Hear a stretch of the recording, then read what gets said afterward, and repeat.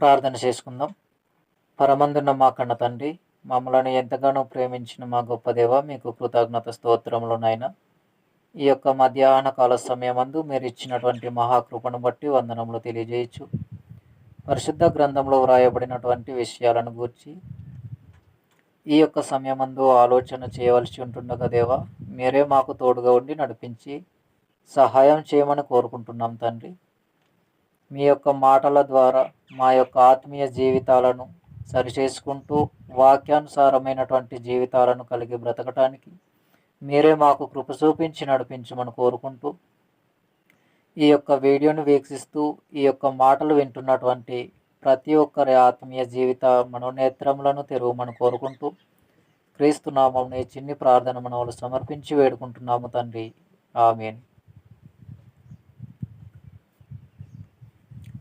ఈ యొక్క సమయమందు దేవుడిచ్చినటువంటి మహాకృపను బట్టి ఈ వీడియోను వింటూ వీక్షిస్తున్నటువంటి మీ అందరికీ కూడా తండ్రి అయిన దేవుడు తన కుమారుడైనటువంటి యేసుక్రీస్తు వాని నామమున శుభములు వందనములు తెలియజేయచ్చు. ఈ యొక్క సమయమందు దేవుని యొక్క మాటలను నేర్చుకుందాం. గడిచినటువంటి ఎపిసోడ్స్ అన్నీ కూడా చాలా ప్రాముఖ్యమైనటువంటి విషయాలను మనము పరిశుద్ధ గ్రంథంలో నుండి అనేకమైనటువంటి విషయాలు నేర్చుకోవటం అనేది జరిగింది. అలాగే ఈ యొక్క సమయంలో కూడా ప్రాముఖ్యమైనటువంటి విషయాలుగా పరిశుద్ధ గ్రంథంలో ఎలాంటి విషయాలు వ్రాయబడ్డాయో, ఎలాంటి విషయాలు చెప్పబడ్డాయో వాటిని గూర్చి ఆలోచన చేయగలుగుతూ వాక్య సందేశమును ముందుకు కొనసాగించుకోగలిగేటటువంటి ప్రయత్నాన్ని చేద్దాం. వాస్తవానికి మనం ఆలోచన చేయగలిగితే ఈరోజు మన పాఠ్యాంశం ఏమిటి అనంటే, క్రైస్తవులు ఆదివారమున సంఘముగా ఎందుకు కూడుకోవాలి? క్రైస్తవులు ఆదివారమున సంఘముగా ఎందుకు కూడుకోవాలి? ఈ ప్రశ్న వినగానే చాలామందికి ఏమర్థమవుతుంది అనంటే, ఆదివారంలోనే కూడుకోవాలా? ఆదివారం కాకుండా మిగతా 6 రోజులలో ఏ రోజున అయినా కూడా సంఘముగా కూడుకోవటానికి అవకాశం అనేది ఉంది కదా అని చాలామంది అనుకోవటానికి అవకాశాలనే ఉన్నాయి. వాస్తవానికి వాక్యంలో ఏ విధంగా ఈ ప్రశ్నకు సమాధానం ఉందో ఆలోచన చేద్దాం. ఆదివారంన క్రైస్తవులు సంఘముగా ఎందుకు కూడుకోవాలి? ఆదివారం కాకుండా వేరే రోజు ఏ రోజైనా సంఘముగా కూడుకోవటానికి దేవుడు మనకు అవకాశం ఇవ్వలేదా? లేదనుకుంటే అవకాశం ఇచ్చినా కూడా, దేవుడు మనకు అవకాశాన్ని ఇచ్చినా కూడా మనమే ఆ అవకాశమును వినియోగించుకోలేకపోతున్నామా? లేదనుకుంటే దుర్వినియోగపరుచుకుంటున్నామా? ఆదివారం కాకుండా వేరే రోజున కూడుకోవటానికి దేవుడు మనకు సెలవు ఇవ్వలేదా అనేటటువంటి విషయాలు ఈ యొక్క వాక్య సందేశంలో మనము ముందుకు కొనసాగించుకుందాం. వాస్తవానికి ఆలోచన చేయగలిగితే దేవుడు ఆదివారమున ప్రాముఖ్యమైనటువంటిదిగా దానిని పరిశుద్ధపరిచినట్టుగా, ఆదివారమున యేసుక్రీస్తు వారు తిరిగి లేపబడినట్టుగా, ఆదివారముననే మొదటి ప్రారంభ శతాబ్దపు క్రీస్తు సంఘము అనేది ప్రారంభించబడినట్టుగా పరిశుద్ధ గ్రంథంలో మనం చూడగలం. కాబట్టి ఆదివారము అనేది క్రైస్తవులకు చాలా ప్రాముఖ్యమైనటువంటిది. ఆదివారము అనేది క్రైస్తవ జీవితానికి చాలా ప్రాముఖ్యమైనది. కానీ ఈ విషయము అర్థం కానటువంటి ఒక క్రైస్తవుడు ఆదివారములోనే ఆరాధనను విడిచిపెట్టి వ్యాపారం చేయటం, ఆదివారముననే తన యొక్క పనిని తాను చేసుకోవటం, దేవుని పనిని విడిచిపెట్టటం, ఇలాంటివి మన కళ్ళ ముందు ఎన్నో కనబడుతూ ఉంటాయి. మనము ఎంతో మంది ద్వారా ఇటువంటి విషయాలు వినే ఉండొచ్చు. ఆదివారం అనేది ప్రాముఖ్యమైనటువంటి దినము అని ఎరుగనటువంటి క్రైస్తవుడు లేదా ఎరిగినటువంటి వాడైనప్పటికీ కూడా ఈరోజు కాకపోతే మరుసటి ఆదివారానికి నేను దేవుని సన్నిధానంలోనికి వెళ్ళి నేను దేవునిని ఆరాధిస్తాను అన్న ఆలోచనను కలిగి ఈ ఆదివారమును నా పనిని నేను చేసుకుంటాను అని దేవుని పనిని నిర్లక్ష్యం చేస్తున్నటువంటి క్రైస్తవులు ఎంతోమంది ఉన్నారు. వాస్తవానికి ఇప్పుడు మనం ఆలోచన చేయగలిగితే దేవుడు ఏ విధంగా ఎక్కడైనా చేయమన్నాడా? ఒక ఆదివారము మిస్ అవుతే మరొక ఆదివారానికి నేను దేవుని సన్నిధిలోనికి వెళ్ళి నేను దేవునిని ఆరాధిస్తాను అనే దానిని దేవుడు ఎక్కడైనా అంగీకరించటానికి కానీ ఆమోదయోగ్యముగా కానీ దేవుని దృష్టిలో ఉంటుందా అనంటే ఇలాంటి ఆలోచన అనేది ఒక క్రైస్తవునిలో ఉండకూడనటువంటి ఆలోచన. ఒక క్రైస్తవుడు ఆలోచించాల్సినటువంటి విధానము ఇది కాదు. తన పనినైనా తాను వదులుకోవాలి, కానీ ఆదివారము క్రైస్తవ సమాజంగా సంఘముగా కూడుకోవటం అనేది విడిచిపెట్టడానికి లేదు, మానివేయటానికి లేదు, నిర్లక్ష్యం చేయటానికి లేదు. ఎందుకు అనంటే ఆదివార దినము చాలా ప్రాముఖ్యమైనటువంటి దినము. మరి మిగిలినటువంటి 6 దినములు ప్రాముఖ్యమైనటువంటి దినములు కావా? కేవలము ఆదివార దినము మాత్రమే ప్రాముఖ్యమైనదా? ఇది ఇప్పుడు ఆలోచిద్దాం. కేవలము ఆదివారమే ప్రాముఖ్యమైనదా అనంటే మిగిలినటువంటి 6 దినములు కూడా ప్రాముఖ్యమైనవే. కానీ ఆదివార దినమున సంఘమంతయు ఐక్యతగా దేవుని సన్నిధానంలో కూడుకొని సంఘమంతయు కలిసి దేవునిని ఆరాధించటానికి ఆమోదయోగ్యమైనటువంటిదిగా సంఘ సహవాసముగా ఉండటానికి దేవుడు ఏర్పాటు చేసినటువంటి దినమే ఆదివారము. కాబట్టి ఈ యొక్క ఆదివార దినంలో మనం ఆలోచన చేయగలిగితే ప్రతి క్రైస్తవుడు కూడా ఆరాధనలో సంఘముతో కలిసి దేవునిని ఆరాధించాలి. సంఘముతో ఐక్యతగా ఉండి దేవునిని స్తుతించాలి. ఈ విషయాన్ని మర్చిపోయినటువంటి మనిషి, ఒక క్రైస్తవుడు ఏం చేస్తున్నాడు అనంటే దేవుని పనిని పక్కన పెట్టి ఆరాధనలోనికి సంఘముతో కలిసి వెళ్ళి సంఘముతో కలిసి దేవునిని ఆరాధించవలసినటువంటి సమయంలో తన పనిలో తాను నిమగ్నమై ఉండటం, తన పనిని తాను చేసుకోవటం, ఆరాధనకు విడిచిపెట్టటం. ఆరాధనయే కదా, తరువాత ఆదివారంలోనికి వెళ్ళి నేను దేవునిని ఆరాధిస్తాను అని నిర్లక్ష్యపు ఆలోచన కలిగి ఒక క్రైస్తవుడు ఉండటం అనేది దేవుని దృష్టిలో చాలా ప్రమాదకరమైనటువంటిది. ఎందుకు ప్రమాదము అనంటే దేవునికి ప్రమాదం కాదండి. ఎవరైతే ఆరాధనను నిర్లక్ష్యం చేస్తున్నారో, ఎవరైతే సంఘ సహవాసంలోనికి పాల్గొనలేకపోతున్నారో, సంఘముతో కలిసి దేవుడిని ఆరాధించలేకపోతున్నారో వారి జీవితానికి ప్రమాదం, వారి జీవితానికి నష్టం. ఎలా నష్టం, ఎందుకు ప్రమాదం అని మనం ఆలోచించినప్పుడు ఆత్మ అనేది నిత్య నరకాగ్నికి చేరుకునేటటువంటి సమయం ఒకటి ఉంటుంది. ఆ సమయము ఇప్పుడు కావచ్చు, రేపటికి కావచ్చు, ఈ క్షణము కావచ్చు, ఏ క్షణమైనా కావచ్చు. అది మనము ఊహించలేనటువంటి క్షణముగా హఠాత్తుగా రావచ్చు. అది ఏ రూపంలో వస్తుందో, ఏ విధముగా వస్తుందో అది మనం ఊహించలేం. అది మన ఊహలకు అందదు. మనకు అది గుర్తించలేనటువంటి సందర్భ పరిస్థితి. కాబట్టి ఆరాధనను నిర్లక్ష్యం చేయటానికి లేదు.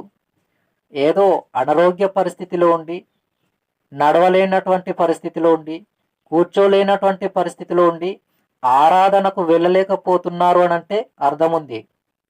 కానీ ఆరోగ్యంగా ఉండి, అనారోగ్యం లేకుండా ఉండి, అవయవ భాగాలన్నీ కూడా బాగానే ఉండి, దేవుని పనిని, దేవుని యొక్క కార్యక్రమపు ఆరాధనను విడిచిపెట్టి తమ పనిలో తాము పాల్గొని దేవుని యొక్క ఆలోచనకు వ్యతిరేకముగా దేవుని యొక్క మందిరానికి వెళ్ళే సమయంలో తన యొక్క పని కోసం తాను సిద్ధపడి వెళుతున్నాడు ఒక క్రైస్తవుడు అని అంటే అతనికి దేవుని గురించి ఏమర్థమైంది? అంటే ఆదివారం అనగానే అందరూ కూర్చుంటున్నారు కదా, నేను కూడా ఈ వారం మిస్ అయినా, ఈ ఆదివారం నేను కూడుకోలేకపోయినా మరొక ఆదివారంలోనికి నేను వెళ్ళి దేవునికి ఆరాధిస్తాను అన్న చిన్న ఆలోచన కలిగి ఈ మనిషి తన పనిని తాను చేసుకోవటానికి సిద్ధపడతాడు. కానీ ఒకవేళ ఇలా ఆలోచించినటువంటి మనిషి జీవితం ఆ ఆదివారం వచ్చేసరికి ఈ మనిషి ఉంటాడనడానికి గ్యారంటీ ఏమైనా ఉందా? గ్యారంటీ ఏమైనా ఉందా? లేదు. ఈ వారం నేను తప్పిపోయాను, మరొక వారానికి నేను కూర్చుంటున్నానని చెప్పగలుగుతున్న మనిషి ఆ మనిషి జీవితానికి తనకు తాను గ్యారంటీ ఏమైనా ఇవ్వగలడా? వచ్చే ఆదివారం వచ్చేసరికి నేను కూర్చుంటాను, ఈ ఆదివారం నా పనిలో నేను వెళుతున్నాను అని చెప్పి ఆరాధనకు మిస్ అవుతున్నటువంటి మనిషి వచ్చే వారానికి, ఆ ఆదివారానికి నేను ప్రాణముతో ఉండగలను అని గ్యారంటీ ఏమైనా ఇవ్వగలడా? ఇవ్వలేము. మరి అలాంటప్పుడు మన పనిని వదిలేసి ఆరాధనలో పాల్గొవటంలో తప్పేముంది కదా? అవసరమైతే దేవుని యొక్క పనిలో, దేవుని యొక్క ఆరాధనలో మనం ఉన్నప్పుడు మన పనిని దేవుడు చేయటానికి సిద్ధంగా ఉంటాడు. కానీ దేవుడిని ఆరాధించవలసినటువంటి సమయాన్ని దొంగిలించి మన పనిని మనం చేసుకుంటున్నామంటే ఏ రోజైనా, ఏ క్షణమైనా నష్టపోయేటటువంటి అవకాశాలు ఉన్నాయి. ఈ నష్టం అనేది కూడా ఏ రీతిగా వస్తుందో, ఎలా వస్తుందో మనం ఊహించలేం. కానీ ప్రమాదం అయితే ఉంది, ఇది వాస్తవం. కాబట్టి మనం ఆలోచన చేయగలిగితే ఆదివారపు దినము అనేది క్రైస్తవులుగా ఉన్నటువంటి మనమందరము క్రైస్తవ సమూహముగా, విశ్వాస సమూహముగా కూర్చొని దేవునికి ఆరాధించవలసినటువంటి దినము. మరి మిగిలినటువంటి దినములు దేవునిని ఆరాధించే అవకాశం లేదా అని అంటే మిగిలినటువంటి దినములు కూడా దేవునిని ఆరాధించాలి. కానీ ఆదివారము మాత్రం ప్రత్యేకమైనటువంటి దినముగా మనము గుర్తించాలి.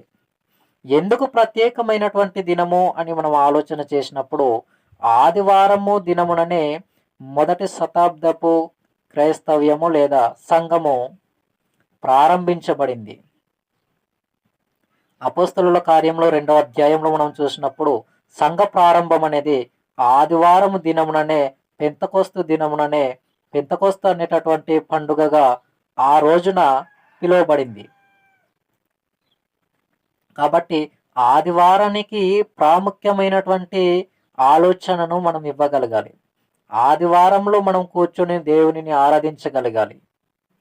మిగిలినటువంటి రోజులలో కూడా దేవునిని ఆరాధించడానికి అవకాశాలు అనేవి ఉన్నాయి, లేదు అనుకోవటానికి లేదు. ఒకసారి పరిశుద్ధ గ్రంథంలో మనం చూడగలిగితే దేవుడు వ్రాయించినటువంటి మాటలలో మనము ఒక మాటను చూసి వాక్య సందేశాన్ని ముందుకు కొనసాగించుకుందాం. అపోస్తలుల కార్యములు 2వ అధ్యాయము, అపోస్తలుల కార్యములు 2వ అధ్యాయము 46వ వచనాన్ని మనము గమనించినప్పుడు ఇక్కడ ఏం చెప్తున్నాడంటే అపోస్తలుల కార్యములు 2వ అధ్యాయము 46వ వచనం, మరియు వారేక మనస్కులై ప్రతి దినము దేవాలయములో తప్పక కూడుకొనుచు ఇంటింట రొట్టె విరుచుచు దేవుని స్తుతించుచు ప్రజలందరి వలన దయ పొందిన వారై. అంటే ఇక్కడ మనం ఆలోచన చేయగలిగినప్పుడు ప్రతిదినము కూడుకుంటున్నారు అంటే ప్రతిదినము కూడుకోవలసినటువంటి అవసరత కూడా ఉంది. కానీ ఆదివారము ప్రత్యేకమైనటువంటి దినము ఎందుకు అని అంటే, ఆదివారం ఎందుకు ప్రత్యేకమైనటువంటి దినముగా మనం భావించాలి అని అంటే, అది యేసుక్రీస్తు వారి యొక్క రొట్టె ద్రాక్షారసము ప్రభువు బల్ల ఆరాధనకు భాగముగా ఆదివార దినమును పాటించాలి. అలాగనే యేసుక్రీస్తు ప్రభువారు తిరిగి లేచినటువంటి దినము కూడా ఆదివారము దినమే. అలాగే ప్రారంభంలో నేను చెప్పినట్టుగా ఏం చెప్పాను మొదటిగానంటే, యేసుక్రీస్తు వారి యొక్క సంఘం లేదా క్రీస్తు సంఘం ప్రారంభించబడింది కూడా ఆదివారము దినముననే. కాబట్టి ఆదివార దినానికి ప్రాముఖ్యత అనేది ఉంది. ఇటువంటి ప్రాముఖ్యమైనటువంటి ఆదివార దినమును దొంగిలించి మన యొక్క పనిని మనం చేయగలుగుతూ దేవునిని ఆరాధించవలసిన సమయమును దేవునికి ఆరాధించకుండా మన పనిని మనం చేసుకోగలుగుతుంటే దేవుడు మన పక్షమున నుండి మన పనిని ఎలా చేయగలుగుతారు? కాబట్టి ఒక్కసారిగా మనసు పెట్టి మనకు మనముగా ఆలోచించాలి. అందుకే అంటాడు, మీరు విశ్వాసం గలవారై ఉన్నారో లేదో మిమ్మును మీరే శోధించుకుని చూసుకొనుడి. మనకు మనమే చూసుకోవాలి. మన జీవితం విశ్వాసం కలిగినటువంటి క్రైస్తవ జీవితముగా ఉందా లేదా?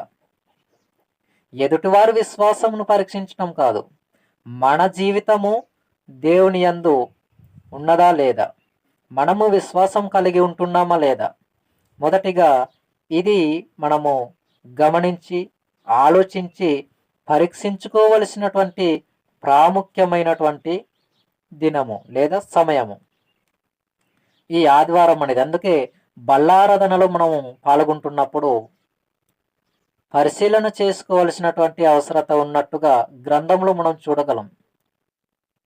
కాబట్టి మనం ఆలోచన చేయగలుగుతుంటే ఈ యొక్క ఆదివారం దినముననే యేసుక్రీస్తుల ప్రభువారు తిరిగి లేచినట్టుగా కూడా పరిశుద్ధ గ్రంథంలో ఆధారాలు మనం చూడగలం. ఒకసారి మత్తయి సువార్త 28వ అధ్యాయంలో, మత్తయి సువార్త 28వ అధ్యాయము, మత్తయి గారు రాసినటువంటి సువార్త 28వ అధ్యాయము మొదటి వచనం ఒకసారి చూద్దాం.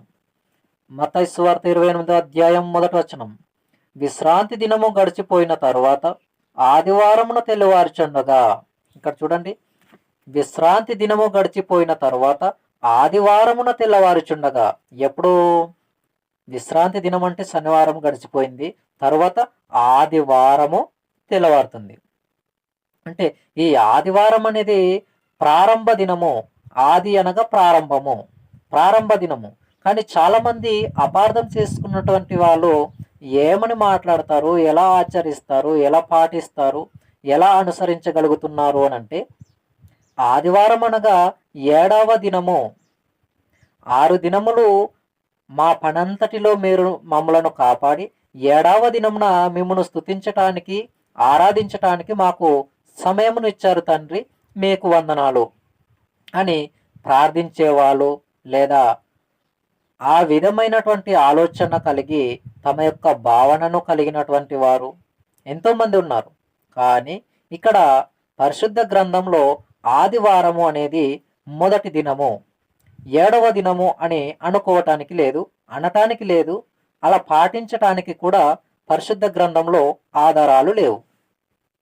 కాబట్టి ఈ యొక్క ఆదివారము అనగానే మొదటి దినము.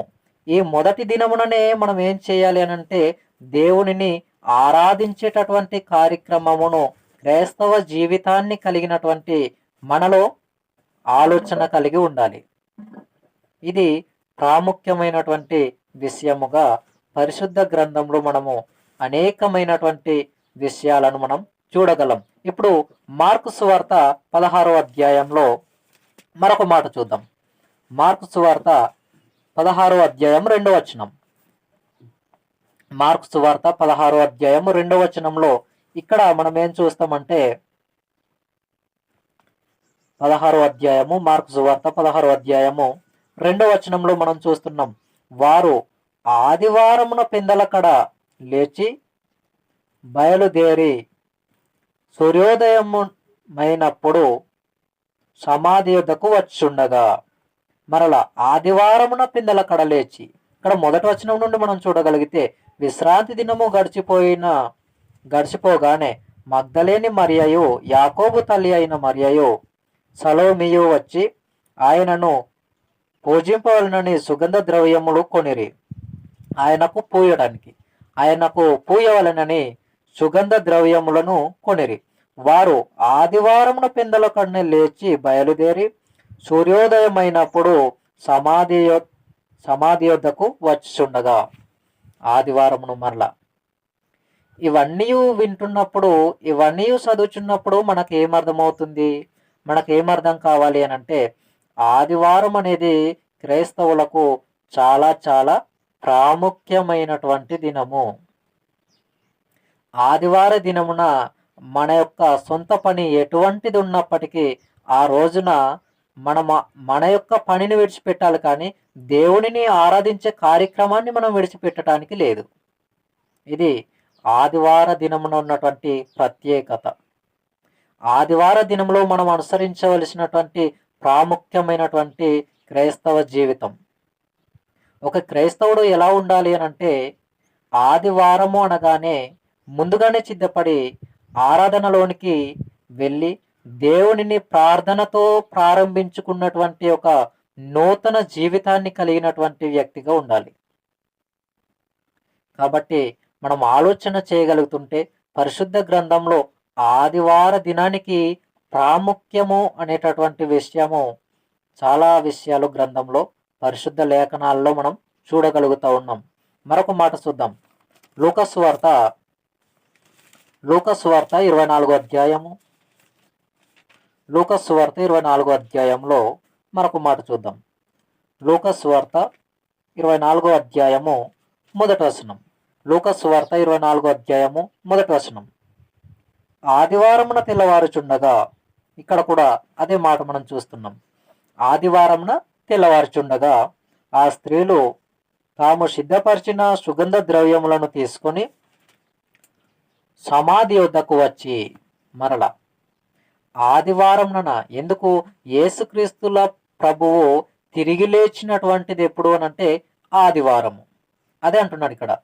ఆ స్త్రీలు సుగంధ ద్రవ్యములను సిద్ధపరిచి ఆదివారంలో వెళ్తున్నారు. చూడండి, అంటే ఇప్పుడు చదవబడినటువంటి ఏ లేఖన భాగంలోనైనా కూడా మనకు ఏ విషయం పట్టి క్లియర్గా తెలియజేయబడుతుంది అనంటే ఆదివారము. ఇప్పుడు చూసిన ప్రతి మాటలు కూడా ఆదివారం అనేటటువంటి పదప్రయోగాన్ని, ఆదివారం అనేటటువంటి మాటను మనం చూడగలుగుతూ వస్తున్నాము అనంటే కేవలం ఈ యొక్క ఆదివారము అనేది ఎంత ప్రాముఖ్యమైనదో మనం గమనించాలి.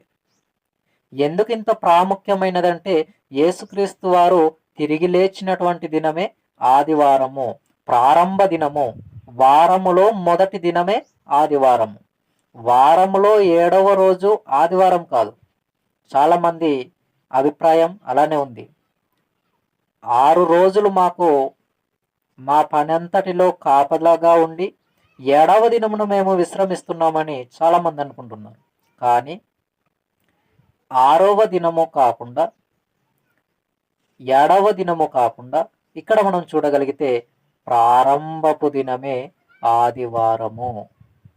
ఈ విషయాన్ని ప్రతి క్రైస్తవుడు కూడా గమనించాలి. ఆదివారం అనేది 7వ దినము కాదు, వారములో మొదటి దినమే ఆదివారం. మొదటి దినమే ఆదివారం. కాబట్టి మనం ఆలోచన చేయగలిగితే పరిశుద్ధ గ్రంథంలో ఉన్నటువంటి మాటలు తెలియజేస్తున్న విధానానికి, మన యొక్క సొంత ఆలోచనల విధానానికి చాలా వ్యత్యాసం అనేది కనబడుతుంది. పరిశుద్ధ గ్రంథంలో మొదటి దినము దేవునిని ఆరాధించవలసినటువంటి దినముగా తెలియజేస్తుంటే మనుషుల ఆలోచనలు 7వ దినానికి తీసుకెళ్ళిపోయారు. అంటే వాక్య విరుద్ధమైనటువంటి ఆలోచనలు కలిగి ఉన్నట్టుగా కనబడుతుంది. చూడండి, అంటే వాక్యంలో మొదటి దినం ఆదివారం అని చెబుతుంటే మనుషులు ఎలా ఆలోచిస్తున్నారు? అది కూడా క్రైస్తవ జీవితాన్ని కలిగినటువంటి వారిగా, విశ్వాసులము అని పిలువబడుతున్నటువంటి వారిలో కూడా ఈ భావజాలం అనేది ఉంది. ఏ భావజాలము, ఏ ఆలోచన ఉంది అనంటే ఆదివారం అనేది 7వ దినము అన్న ఆలోచన ఉంది. ఇది కేవలం వారి యొక్క అభిప్రాయము లేదా వారి యొక్క ఆలోచన. కానీ పరిశుద్ధ గ్రంథంలో వారి యొక్క మాటలకు, వారి యొక్క భావనకు ఒక్క వచనం కూడా, ఒక్క ఆధారం కూడా వాక్యంలో లేదు. ఇది మనం ఆలోచన చేయగలగాల్సినటువంటి చాలా ప్రాముఖ్యమైనటువంటి విషయం. మరో మాట చూద్దాం. యోహాను సువార్త యోహాను గారు వ్రాసినటువంటి సువార్త 20వ అధ్యాయము. యోహాను సువార్త 20వ అధ్యాయము మొదటి వచనం. యోహాను సువార్త 20వ అధ్యాయము మొదటి వచనం. ఆదివారమున ఇంకను చీకటిగా ఉన్నప్పుడు మగ్ధలేని మరియ పెందలకడనే సమాధి వద్దకు వచ్చి సమాధి మీద ఉండిన రాయి తీయబడి ఉండుట చూసెను. ఆదివారమున ఇక్కడ కూడా మనం ఏ పదాన్ని ఏ విషయాన్ని చూస్తున్నామనంటే చూడండి, మరొకసారి చూద్దాం. ఆదివారమున ఇంకను చీకటి ఉన్నప్పుడు, ఆదివారం ఆదివారం ప్రతి పదమును మనం ఆలోచన చేయగలుగుతూ వస్తున్నాం, ప్రతి విషయాన్ని మనం గమనించగలుగుతూ వస్తున్నాం. ఇప్పుడు చదువుకున్నటువంటి ప్రతి సందర్భాన్ని మనం ఆలోచన చేసినప్పుడు ఆదివారం,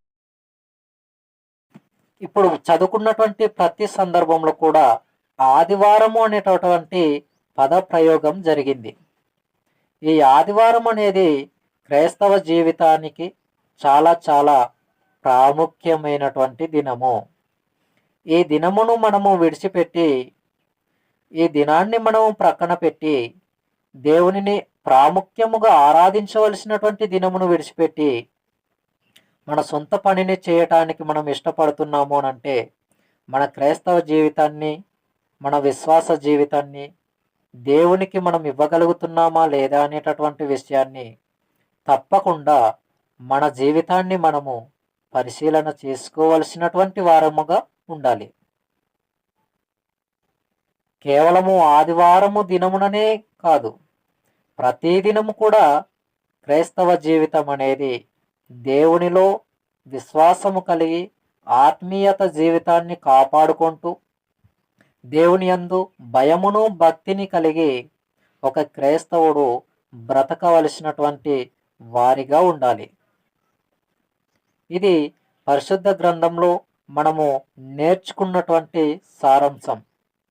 ఆదివారం అనేది కేవలము దేవునిని స్తుతించి మహిమపరిచి ఇంటికొచ్చి మరలా మనకు నచ్చినట్టుగా ఉండటానికి కాదు.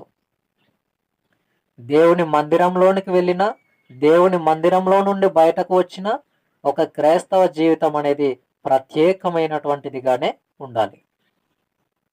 ఒక క్రైస్తవుడు అనేవాడు లోకంలో నుండి వేరుగా ఉన్నటువంటి వ్యక్తిగా ఉండాలి. లోకంలో నుండి ప్రత్యేకింపబడినటువంటి వ్యక్తిగా ఉండాలి. లోకంలో నుండి, లోక ఆచారాలలో నుండి, లోకం చేస్తున్నటువంటి దేవునికి వ్యతిరేకమైన కార్యక్రమాల నుండి వేరుగా ఉన్నటువంటి వ్యక్తిగా క్రైస్తవ జీవితాలు ఉండాలి. ఇది దేవుడు కోరుకుంటున్నటువంటి చాలా ప్రాముఖ్యమైనటువంటి సమాచారం. కాబట్టి పరిశుద్ధ గ్రంథంలో ఏ విధమైనటువంటి విషయాలు మనం చూడగలుగుతున్నాం, దేవుడు ఎలాంటి విషయాలను తెలియపరుస్తున్నారు, మన జీవితాలు ఎలా ఉన్నాయి, దేవునిని పక్కన పెట్టేసి మన జీవితాలు బ్రతకగలుగుతూ ఉంటే, మన జీవితాలు ఉండగలిగి ఉంటే, ఈ మాటల ద్వారానైనా మనకు మనముగా ఆలోచన చేసుకొని దేవుని కోసం బ్రతికేటటువంటి జీవితాలుగా మార్చుకొని దేవునిలో ఎదిగేటటువంటి ఆలోచనలను కలిగి ఉన్నతమైనటువంటి ఆత్మీయ జీవితాన్ని కలిగి విశ్వాస జీవితాన్ని కొనసాగించుకుంటూ దేవునిలో మనమందరము కూడా సంఘముగాను ఐక్యత కలిగి ఎదగవలసినటువంటి వారిగా ఉండాలి. క్రైస్తవుల మధ్యనే భేదాభిప్రాయాలు, క్రైస్తవులలోనే భిన్నాభిప్రాయాలు, క్రైస్తవులలోనే పగ, ద్వేషం, కోపం, ఇలాంటివన్నీ ఉండటం వలన ఒక క్రైస్తవుడు తన విశ్వాస జీవితాన్ని తానుగా పరీక్షించుకోవటానికి అవకాశము కోల్పోయేటటువంటి ప్రమాదం ఉంది. ఎందుకంటే మనసులో ఉన్నటువంటి ఆలోచన విధానాల వలన విశ్వాసం నుండి తొలగిపోయేటటువంటి అవకాశం ఉంది. అలా తొలగిపోగలిగితే గనుక ఆత్మకు ప్రమాదం కూడా ఉంది. కాబట్టి పరిశుద్ధ గ్రంథంలో చెప్పబడుతున్నటువంటి ప్రతి మాటను మనం ఆలోచన చేయగలిగితే దేవుడు ఎంత ఉన్నతమైనటువంటి విషయాలను క్రైస్తవునికి నేర్పించాలి అనుకున్నా క్రైస్తవుడు వాటిపై దృష్టి పెట్టలేనటువంటి ఆలోచనలను కలిగి ఉండి తనకు తాను ఏవేవో ఆలోచనలను కలిగి దేవుని మనసును గాయపరుస్తూ దేవునిని ఆవేదనకు గురి చేస్తూ ఒక క్రైస్తవుడు అనేవాడు ఉండగలుగుతున్నాడు అనంటే మనలను బట్టి దేవుడు ఎంత ఆవేదనకు గురవుతున్నారో ఆలోచించాలి. అందుకే పరిశుద్ధ గ్రంథంలో చూసినప్పుడు మిమ్మును బట్టియే కదా నా నామము అన్యజనుల మధ్యన దూషింపబడుచున్నది అన్నాడు.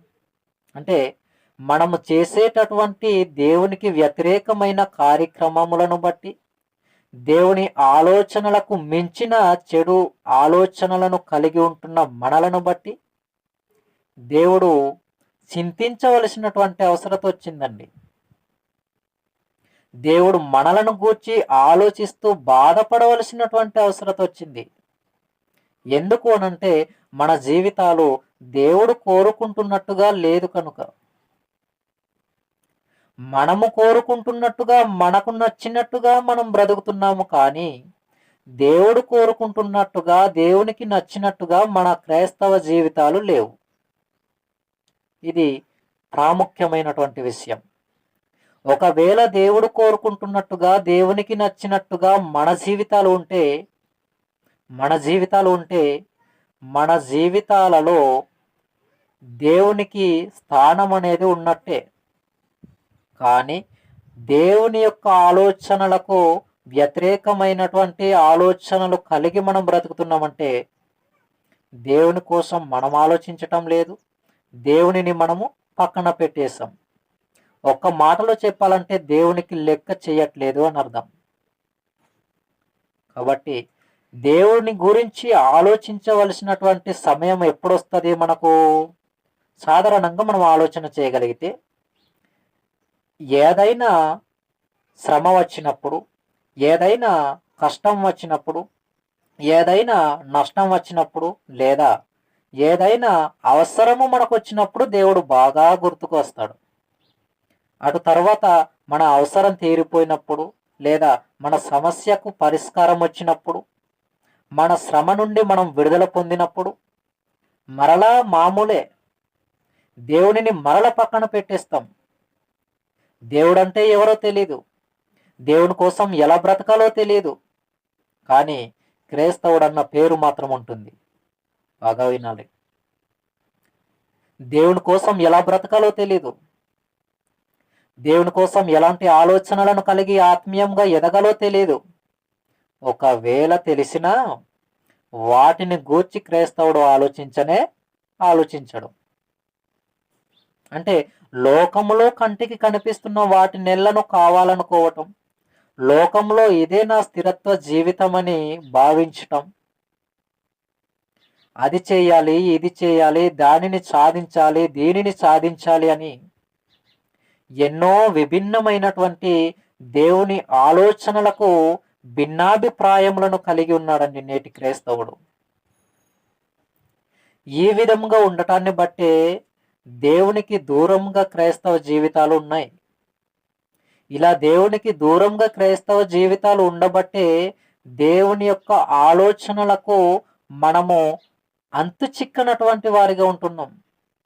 ఫర్ ఎగ్జాంపుల్, దేవుని యొక్క ఆలోచనలకు క్రైస్తవ జీవితానికి ఎంత దూరం ఉందో ఒక చిన్న ఎగ్జాంపుల్ నేను చెప్తాను. ఆ చిన్న ఎగ్జాంపుల్ ఏంటంటే, ఒక గాలిపటం ఉంది. ఆ గాలిపటం యొక్క దారమును నా చేతితో పట్టుకొని ఆ గాలిపటము నేను పైన ఎగరవేసినప్పుడు ఆ గాలిపటము చక్కగా గాలిలో పైన ఎగురుతుంది. ఎప్పుడైతే గాలిపటము దారాన్ని పట్టుకొని నేను ఉంటాను కాబట్టి ఆ యొక్క గాలిపటం యొక్క దారం ఎప్పుడైతే తెగిపోతుందో ఆ గాలిపటము నా చేతికి, నా అదుపులో అనేది ఉండదు. ఎందుకు అనంటే గాలిపటం యొక్క దారం అనేది తెగిపోయింది. ఆ గాలిపటమును మరలా నేను తీసుకోవటానికి ఎంత ప్రయత్నించినా ఎలాంటి లోయల్లోనికి, ఎలాంటి ఎత్తైన శిఖరాల్లోనికి, ఎలాంటి భయంకరమైనటువంటి పెద్ద పెద్ద చెట్ల మధ్యకు ఆ యొక్క గాలిపటం అనేది ఎగురుకుంటూ వెళుతుందో నేను దానిని మరలా పట్టుకోవటానికి ప్రయత్నించినా పట్టుకోలేను, మరలా దానిని నేను తీసుకోవటానికి ప్రయత్నించినా తీసుకోలేను. ఇది మనకు అర్థమైతే ఇప్పుడు క్రైస్తవ జీవితానికి దేవునికి ఉన్నటువంటి సంబంధం కూడా తెగిపోయినటువంటి గాలిపటముతో సమానముగా ఉంది. ఇది క్రైస్తవ జీవితాలుగా మనం గమనించాలి. ఇలా ఉండటం వలననే తెగిపోయినటువంటి గాలిపటంతో సమానంగా దేవునికిని క్రైస్తవునికినున్న సంబంధాన్ని మనము దూరం చేసుకోవటం వలన దేవునికి మనకు సంబంధం లేని వారిగా బ్రతుకుతున్నాం. దేవునికి మనకు సంబంధం ఉన్నటువంటి క్రైస్తవులుగా మనం బ్రతకగలిగితే ఆదివారం అనేది ఎంత ప్రాముఖ్యమైనటువంటి దినమో మనకు అర్థమవుతుంది. ఈ మాటలు మనకు అర్థమైతే గనుక ఆదివారమున మనము దేవుని సన్నిధానంలో సమయానికి వెళతాం.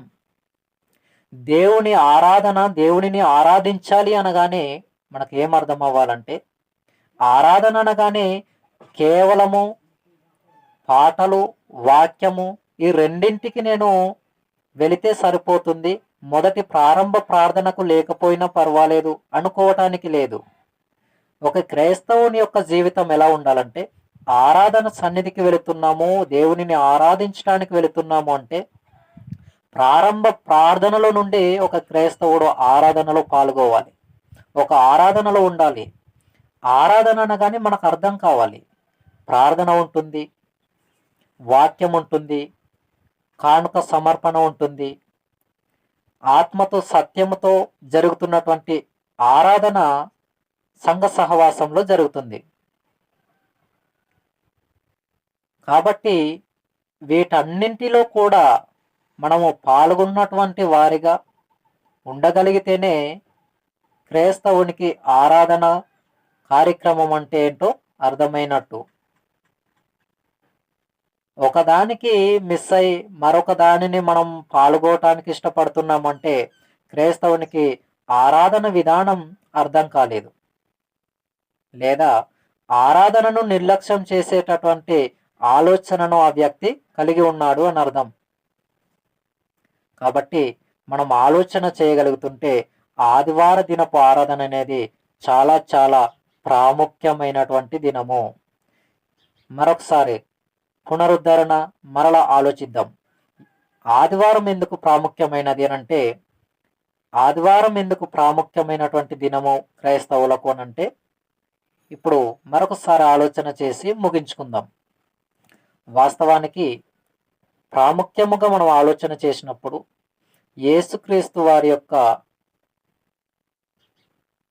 పునరుద్ధానము అనంటే యేసుక్రీస్తు వారు తిరిగి లేచింది ఆదివారము. ఇది మొదటి పాయింట్. మరొక పాయింట్ మనం ఆలోచన చేయగలిగితే ప్రభు యొక్క బల్ల ఆరాధన, ఇది కూడా ఆదివారంలోనే అనుసరించవలసినటువంటిది. ఆదివారంన మేము రొట్టె విరుచుతుండగా, ఒకసారి ఆ మాట చూద్దాం మనకు అర్థం కావటానికి. అపోస్తుల కార్యములు 20 అధ్యాయము, అపోస్తుల కార్యములు 20 అధ్యాయము 7వ వచనం. అపోస్తుల కార్యములు 20 అధ్యాయము 7వ వచనం. ఆదివారమున మేము రొట్టె విరుచుటకు కూడినప్పుడు, ఇక్కడ ఏమంటున్నాడు? ఆదివారమున మేము రొట్టె విరుచుటకు కూడినప్పుడు. ఈ రొట్టె విరుచుట అనేది ఎప్పుడు? ఆదివారము. అంటే ఆదివారం అనేది క్రీస్తువారు తాను చిందించినటువంటి రక్తానికి జ్ఞాపకార్థముగాను, అలాగే తన యొక్క దేహము గాయపరచబడింది కదా క్రీస్తు వారిది, ఆ యొక్క క్రీస్తు వారి యొక్క బలియాగానికి తన యొక్క దేహం గాయపరచబడినటువంటి దానికి సాదృశ్యముగా మనము జ్ఞాపకం చేసుకునేదే ప్రభువు బల్ల ఆరాధన. అది ఎప్పుడు? ఆదివారము. అంటే యేసుక్రీస్తు వారు తిరిగి లేచింది ఆదివారము, అలాగనే ప్రభు బల్ల ఆరాధనను పాటించవలసినటువంటి దినము కూడా మొదటి వారంలో మొదటి దినమైనటువంటి ఆదివారము. అలాగే క్రీస్తు యొక్క సంఘం ప్రారంభించబడింది కూడా ఆదివారము. ఈ విషయాలు మనకు అర్థమైతే ఆదివారము అనేది క్రైస్తవులకు ఎంత ప్రాముఖ్యమైనటువంటిదో మనకు చాలా సులభంగా అర్థమవుతుంది. మరొక సందర్భం, అలాగే మన యొక్క భారతదేశ వ్యాప్తంగా కానీ కొన్ని చోట్ల కొన్ని దేశాలలో కానీ ఎక్కువగా మనం ఆలోచన చేయగలిగితే ఆదివారం అనగానే ప్రతి ఆఫీస్లో కూడా గవర్నమెంట్ సెలవులు అనేవి ఉంటాయి. వారంలో మొదటి దినమైన ఆదివారంలో సెలవు అనేది ఉంటుంది. కాబట్టి ఆదివారము అనేది చాలా ప్రాముఖ్యమైనటువంటి దినమని మనం భావించాలి. ప్రాముఖ్యంగా క్రైస్తవులుగా ఉన్నటువంటి మనమందరమును, లేదా క్రైస్తవ సంఘాన్ని నడిపిస్తున్నటువంటి సంఘ కాపరులు కానీ, సంఘ సేవకులుగా ఉన్నటువంటి మనమందరమును కూడా గమనించి, ఆలోచించి, ఆదివారం అనేది ప్రాముఖ్య దినము, ఆ దినమున ఎవ్వరు కూడా ఆరాధనకు మిస్ అవ్వకుండగా క్రమాన్ని పాటించవలసినదిగా మనము అందరం కూడా ఆలోచించి నిర్ణయాన్ని తీసుకోవలసినదిగా కోరుతూ ఈ సమయంలో ప్రార్థన చేసుకుని వాక్య సందేశాన్ని ముగించుకుందాం. పరలోకమందున్న మా కన్న తండ్రి, మమ్మలను ఎంతగానో ప్రేమించినటువంటి మా గొప్ప దేవ, మీకు వేలాది వందనములు, స్తుతియ స్తోత్రములు తెలియజేస్తా ఉన్నాము తండ్రి. ఇదివరకు మీరు ఇచ్చినటువంటి మహాకృపను బట్టి మీ యొక్క మాటలను ఇదిగో తండ్రి యొక్క యూట్యూబ్ ఛానల్ ద్వారా ఇదిగో తండ్రి విడుదల చేయటానికి మీరు ఇచ్చిన ఆలోచన మేరకు మీకు వందనములు. ఇదిగో దేవ యొక్క మాటలను ఈ యొక్క వీడియోను చూస్తూ వింటూ వీక్షిస్తున్న ప్రతి ఒక్కరి ఆత్మీయ మనోనేత్ర జీవితాలు తెరవమని కోరుకుంటున్నాం. ఇదిగో తండ్రి ప్రతి ఒక్కరి ఆత్మీయ జీవితాలు తెరవండి తండ్రి. ఇదిగో దేవ ఆదివారము దినం అనేది ఎంత ప్రాముఖ్యమైనదో ప్రతి క్రైస్తవుడు గుర్తించవలసినదిగా ప్రాధేయపడతా ఉన్నాం తండ్రి. ఆదివార దినమును తండ్రి తమ తమ వ్యాపారాలను పెట్టుకోవటం, తమ తమ సొంత పనులను పెట్టుకొని ఇదిగో తండ్రి మిమ్మల్ని ఆరాధించవలసినటువంటి దినమును తండ్రి గుర్తించలేని స్థితిలో తమ తమ ఆలోచనలను కలిగి ఉన్నటువంటి వారిని అందరినీ మీరే దృష్టించి సహాయం చేసి ఇక నుంచైనా తండ్రి ఈ మాటలు వినిన ప్రతి ఒక్కరి ఆత్మీయ జీవితాలను మీరే వెలిగించి చీకటి యొక్క ఆలోచన సంబంధమైన విధానాల నుండి మీరు విడుదల చేసి ప్రతి ఒక్కరికి కావలసిన జ్ఞానోదయమును ఇదిగో తండ్రి మీ యొక్క ఆలోచననిచ్చి నడిపించి సహాయం చేయమని కోరుకుంటూ క్రీస్తు నామమున ఈ చిన్ని ప్రార్థనమును సమర్పించి వేడుకుంటున్నాము తండ్రి. ఆమేన్.